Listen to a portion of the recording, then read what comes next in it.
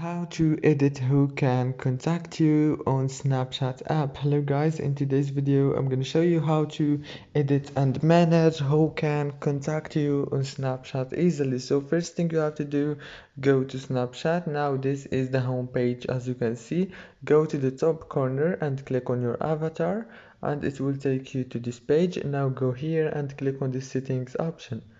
After you click on it, it will take you to this page. Or what you have to do is just scroll down until you find the contact me option right here. Click on it.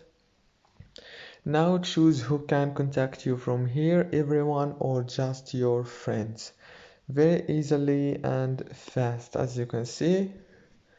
If this video was helpful, please don't forget to like and subscribe.